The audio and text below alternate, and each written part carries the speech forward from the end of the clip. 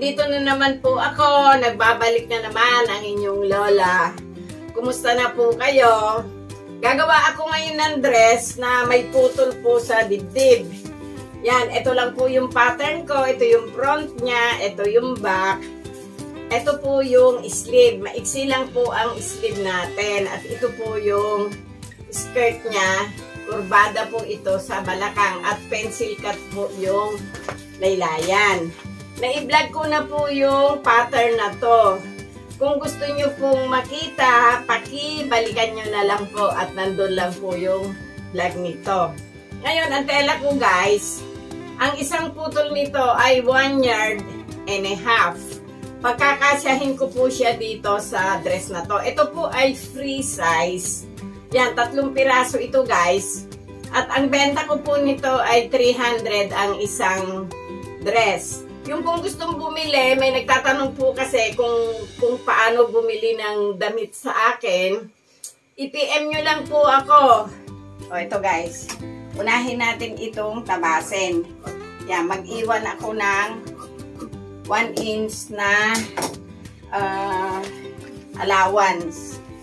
O, yan siya guys. Ngayon, dito, kunin naman natin itong manggas. O, mag-allowance kayo doon, mag-allowance din kayo dito. O, yan siya guys. Ito yung sleeve. O, ito yung skirt natin. O, ito siya guys. Dito, maglalagay ako ng allowance ulit na 1 inch. Tapos guys, dito sa tabi, mag-allowance din kayo ng 1 inch pababa doon. O, tapos dito, itodo nyo na po yung haba. Sayang po yung tela natin. O, ito po yung skirt natin. Dito muna tayo sa sleeve. Ito guys, may allowance dito, may allowance doon.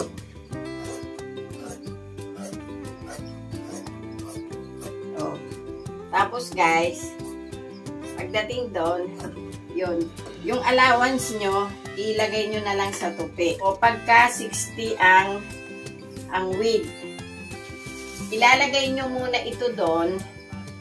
I-flat nyo muna yung back doon. Tapos itong pinaka-front natin, i-double nyo ito. Kasi ang mangyayari po sa front ay back to back. O, kunin na po muna ninyo yung back.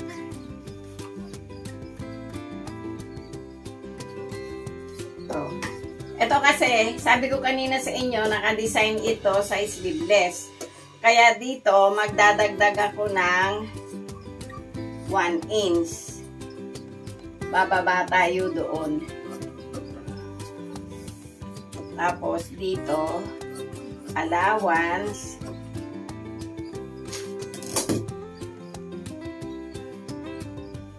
Ayun yung 1 inch sa shoulder guys.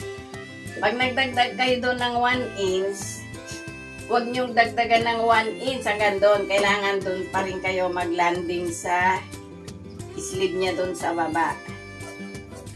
O, nakuha natin yung back. O guys, ito na. Tapos ko na tabasin. Ito yung sleeve. Yan. Ito yung skirt. Tapos guys, ito yung kanina yung front na nakuha natin ng back to back. Pag 60 ang width ng tela nyo, makukuha nyo talaga ito ng back to back. O, yan siya guys. Yan na yung front natin. O, ito naman, ito yung back natin kanina na single lang ito.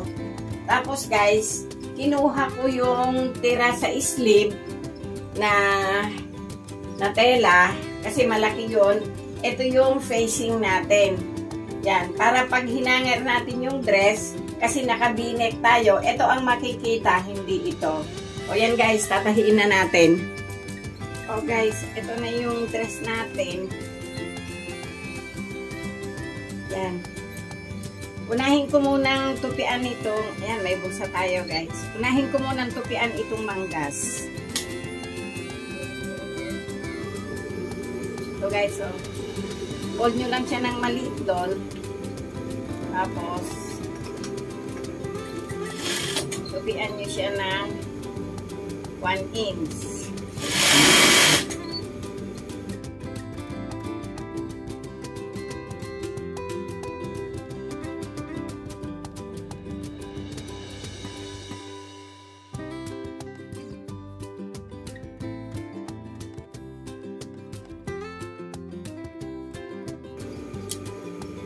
Yan, tapos na yung manggas natin.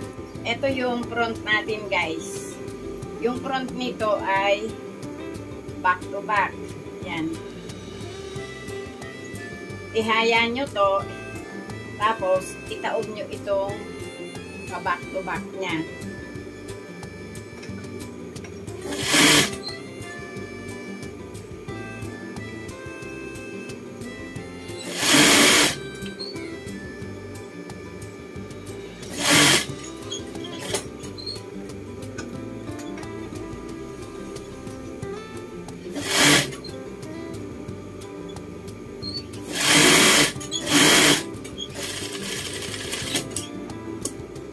Yung kanto na yun guys, ayun o, yung B, gupitan nyo ng konti.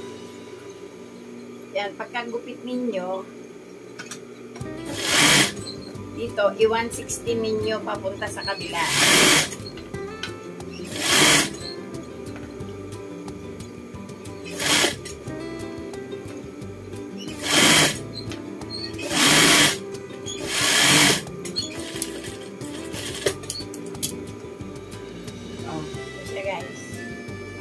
Ito yung right side, yung tinahian nyo, yun na yung pinaka wrong side.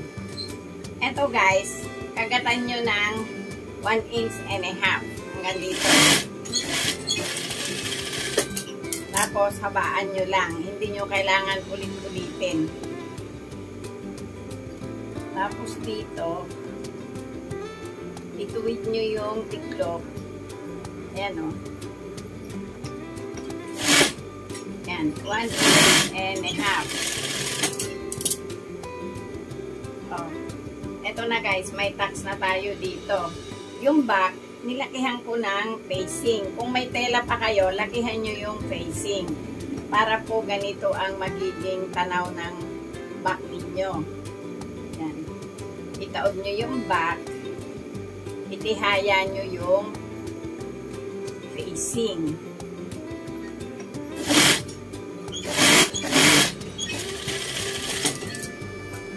Tapos guys, dito, gupitan nyo yung facing nyo kasi kurbada po ito.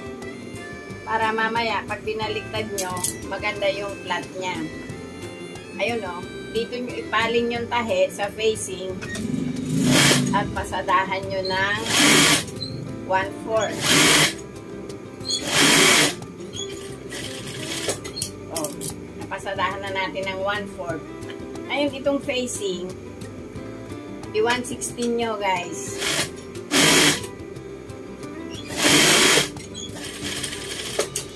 O, yun. Ngayon, yung tinahi natin na ito, yung back to back, ito yung wrong side, ayun yung right side. Yung right side, itapal nyo dito, yun o. Tahin nyo muna guys. Hanggang doon. Lumabas kayo. Tapos, hawakan nyo dito. Ibalik nyo itong facing doon.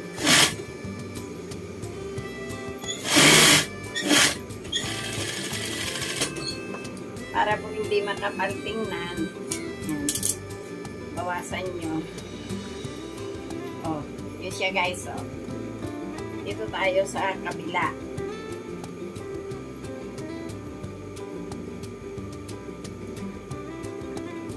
Dito sa kabila, idikit nyo na lang po ito. Ayan o. Idikit nyo mabuti yung tahi doon. Tapos, ibalik nyo po itong facing ng back. Yan. Tusok nyo na muna yung karayom. Balikan nyo ito.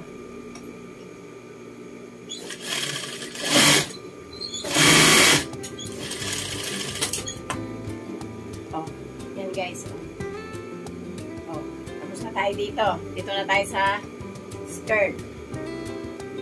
Dito guys, magtanda kayo ng 1 inch. Ngayon, nalagyan nyo na ng 1 inch doon. Ikapit na po natin itong bulsa.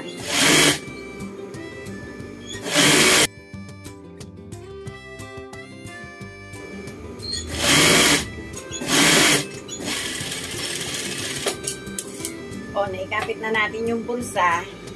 Dito tayo sa likod. Yan. Ito po yung front, yung V-neck. Dito po yung likod. Ngayon, ito yung sinasabi ko, oh. Kung hindi ganito yung ginawa natin, ang makikita nyo dito, ganito. Kaya nilagyan natin siya ng facing para disente po siyang tingnan. O ngayon guys, ikapit na natin itong back. Yan, yung back na may pulsa. Eto, isukat nyo muna. Malaki ng konti yung laylayan. Ganito lang po yun. Pagdikitin nyo doon, makagatan nyo na 1/2 inch. Ang hihilahin nyo ito, pakawalan nyo yung palma.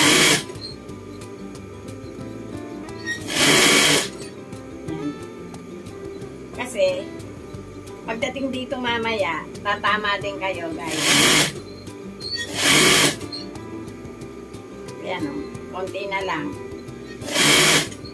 O.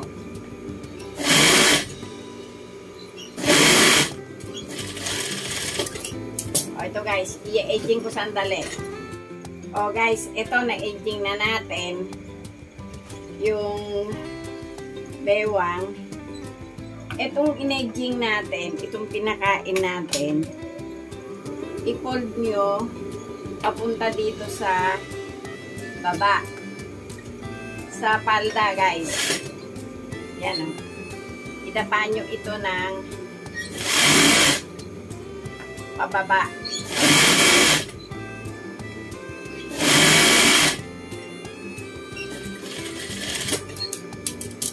May garter po kasi ang likod nito. O guys, yung tinahi natin na dinapa sa palda, ito, susuotan natin nitong garter na 1/4. O, nandun na, nakatawid na tayo doon guys. Ngayon, pagdating doon, itong isinuot natin dito, i-attach nyo na muna. Para hindi siya mahugot. Ngayon, ito, yan, ilahin nyo na po ito pabalik dito. Ang sukat po ng garter nito, yung hindi hatak, yan, 14 inches po. Pag ginatak nyo ng ganito, sisiguraduhin nyo na yung tela ay sumunod sa garter. Ibig sabihin, hindi masikip sa garter. O yan. Ngayon dito, tahian na rin ninyo ulit. Tanggalin nyo po yun. O, ito na yung back natin guys. May garter na siya. Yung front kanina, yan, idikit na po natin. Yan, medyo itutulak nyo ng konti yung ilalim. O, ito yung tax natin.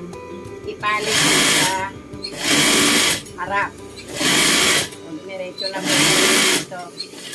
At pampatibay naman din po ito. Ito na yung manggas natin, guys.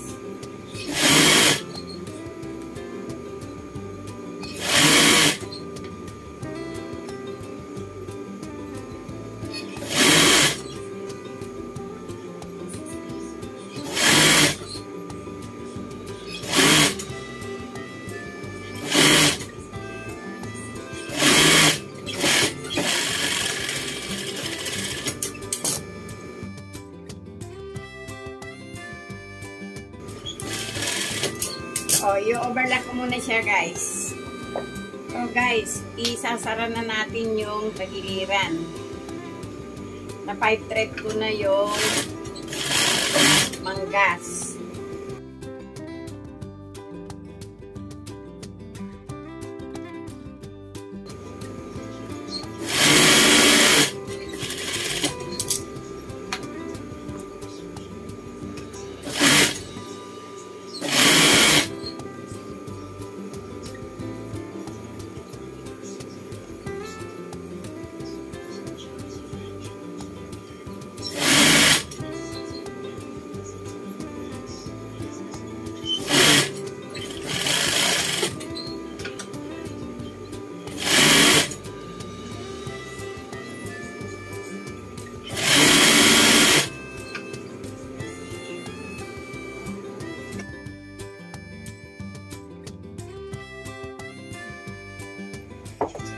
O guys, eto na.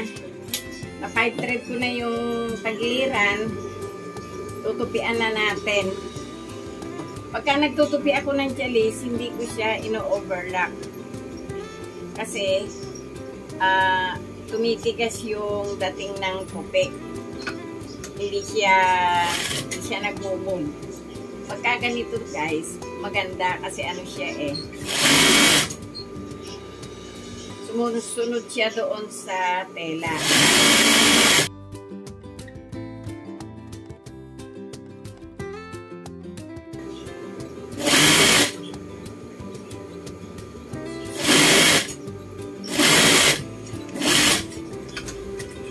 O yan guys, tapos na. Tatahiin ko lang yung dalawa.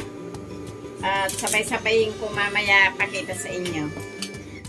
O guys, eto na yung dalawang tinahi natin. Pareho lang nangyari yan. Mas mahaba lang po yung yelo kasi tinodo ko yung tela. Yan, ilalapit ko po sa inyo yung yari niya. O, ito yung sa blue guys. O, yan. May garter din po yan sa likod. O guys, ipapakita ko muna sa inyo yung ginartera natin sa likod. Ayan, ito siya. O, yan. O guys, ayan na yung tinahi natin. Yan yung pangatlo sa dress na ginawa ko. O yan o. Madali lang siyang tahiin. Sana nagustuhan nyo naman yung ginawa ko ngayon. At may nakuha naman kayong konting idea kung paano gawin ng mabilis yung dress. At sa mga nanonood, thank you. Paki-subscribe nyo na rin po at paki-share. At paki-like na rin. Thank you po sa inyong lahat.